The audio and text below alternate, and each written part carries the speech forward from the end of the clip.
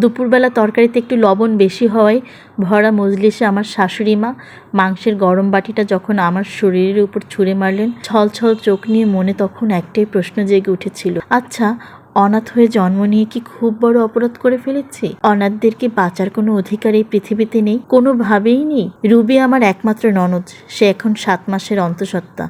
বাড়িতে আজ তারই স্বাদের অনুষ্ঠান হলো। বাড়িতে আত্মীয় স্বজনের গমগম পরিবেশ। ভোরবেলা ঘুম থেকে উঠে রান্না বান্নার সমস্ত কাজ একা হাতে সামলিয়েছি। গরুর মাংস, খাসির রেজালা, মুরগির রোস্ট, গলদা চিংড়ির ভুনা, বড় মাছের মুড়ি ঘন্ট সহ সমস্ত রান্না নিজের হাতে করেছি।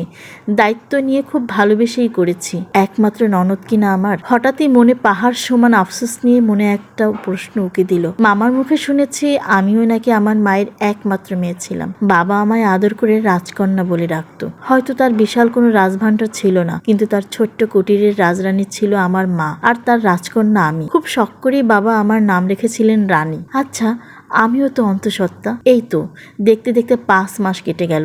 আমার মা থাকলেও বুঝি এমন ঘটা করে আমার স্বাদের অনুষ্ঠান করত। আমাকেও এমনভাবে গরুর মাংস, খাসির মাংস, চিংড়ি মাছের ভুনা নাক ডুবিয়ে খাওয়াতো। পেটে খুব খিদে। সকাল হইতেই শুকনো কটা চিড়ে ছাড়া পেটে কিছুই পড়েনি। ক্ষুধার যন্ত্রণায় শরীরটা কেমন অস্থির অস্থির লাগছে। ছুটে গেলাম রান্নাঘরের দিকে। দুপুরের আগেই রান্নার কাজ শেষ করে গোসল করে রান্নাঘরে উকি দিতেই শুনতে পেলাম ফুফু শাশুড়ির গলার স্বর। তিনি আমার শাশুড়ির উদ্দেশ্যে বলে উঠলেন, রেহানা, তোমার বড় ছেলের বউটা তো পোয়াতি। সেই সকাল থেকেই দেখছি এই শরীরে কত খাটাখাটনি করছে। আজ না হয় আমাদের মেয়ের সাথে তাকে বসিয়ে একটু ভালো মন্দ নিজের হাতে খাইয়ে দিও। বাপ মা মরা মেয়ে, ওরই বার কী দোষ? ফুপুর মুখে পুরো কথা শেষ না হতে হতেই গর্জে উঠলেন আমার শাশুড়ি মা। ভাতের হাঁড়ি থেকে চামচ উঠাতে উঠাতে বললেন, এত আহ্লাদ দেখায়েন না তো আপা। জন্মের কিছু বছর পর পরই বাপ মাকে খেয়েছে, তার এত শখ আহ্লাদের কি আছে? অনাথ এতিমদের এত আহ্লাদি হতে চলে না। আপনি বরং খাবারগুলো টেবিলে নিয়ে যান, হাতে অনেক কাজ আমার। শাশুড়ির মুখে এমন কথা শুনে পেটের খিদে আর পেটে রইল না, কোথায় যেন উধাও হয়ে গেল। আঁচলের কোণায় চোখ মুছতে মুছতে নিজের ঘরে চলে গেলাম। আরমান আমার স্বামী তখন পেপার পড়তে ব্যস্ত।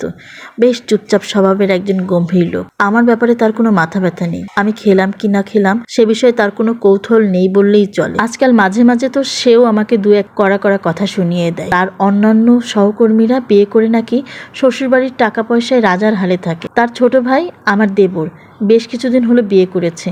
প্রায় তার শ্বশুরবাড়ি থেকে এটা ওটা পাঠায়। এই তো আজ সকালে আমার ছোট জায়ের বাপের বাড়ি থেকে হরেক রকমের বাজার সদাই পাঠিয়েছে রুবির স্বাদের অনুষ্ঠান। এই জন্যই আমার ছোট জা আমার শাশুড়ির কাছে লক্ষ্মী মন্ত্র। আর আমার স্বামী তো এই সব কিছু থেকেই বঞ্চিত। সে তো একবেলা খাবারও পায় না শ্বশুর বাড়ির। শুনেছি আমার যখন 4 বছর বয়স তখন আমার বাবা মা রোড অ্যাক্সিডেন্টে মারা যায়। দুর্ভাগ্যক্রমে বেঁচে যাই আমি। তখন থেকেই খেয়ে না খেয়ে মামার ঘরেই এক কোণে পড়েছিলাম। বয়স বাড়তে লাগলো, মামার সংসারও এক প্রকার বোঝা হয়ে দাঁড়ালাম। সারাদিন হাড় ভাঙা খাটুনি দিয়েও মামির মন জয় করতে পারিনি। শেষমেশ মামা মামির আড়ালে বেশ কষ্ট করেই 50,000 টাকা আর 4 আনা স্বর্ণ দিয়ে একজোড়া কানের দুল বানিয়ে রেখেছিলেন আমার বিয়ের জন্য। বিয়ের সময় টাকা আর কানের দুল আমার শাশুড়ি মার হাতে তুলে দেন মামা। বিয়ের পর আর কখনো সে বাড়িতে যাওয়া হয়নি আমার। মাঝে একদিন মামা এসেছিলেন বাজার থেকে সস্তা মিষ্টি আনতে। বেশ অপমানিতও হতে হয়েছিল তাকে। তারপর থেকে আর মামা এ বাড়ি আসেনি। শুনেছি সেদিন এই বাড়ি থেকে যাওয়ার দিন রাতেই মামা মারা গেছে। মায়ের শেষ অংশীদার মামাও যখন চলে গেলেন তখন আর আমার কাছে কে আছে এই পৃথিবীতে? তারপর থেকেই খেয়ে না খেয়ে শাশুড়ির স্বামীর অকথ্য কথা হজম করেই মুখ থুবড়ে পড়ে আছে এই বাড়িতেই। বিয়ের প্রায় বছর পেরোলো। সন্ধ্যা তো গড়িয়ে গেল। এত ননির পুতুল হলে হবে? বাসনগুলো পরিষ্কার করে রান্নাঘরে এসে এবার অনেক কাজ পড়ে আছে।